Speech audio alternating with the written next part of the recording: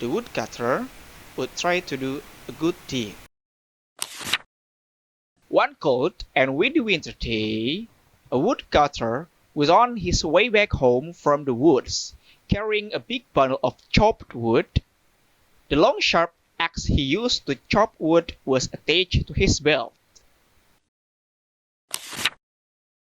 As he was walking along the path that went through the woods, he saw a snake on the path ahead of him. He put down the wood he was carrying to look at the snake. It looked like it was dead.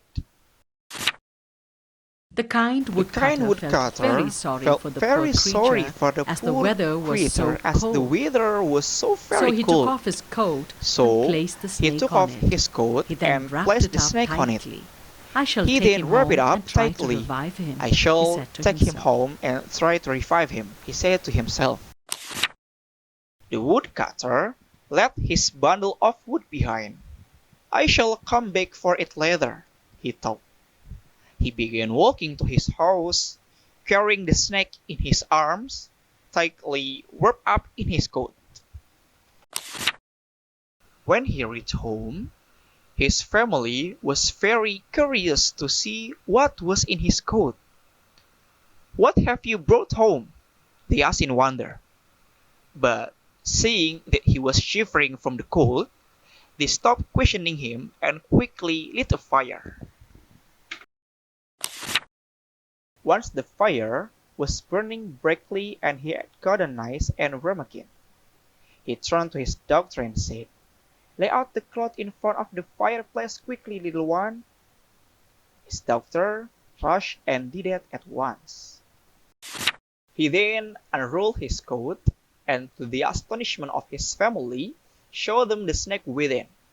They gasped in amazement. He then took the snake and placed it on the cloth in front of the fireplace. His children and wife stood a good deal away from the fireplace, as they were quite afraid of the snake. "We shall not come near it, father. We are afraid," the children exclaimed.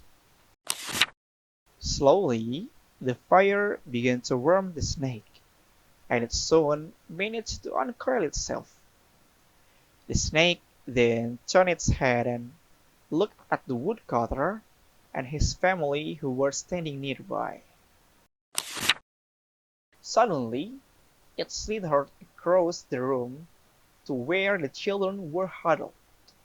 It reared its head and bared its ugly fangs and was about to strike the little girl.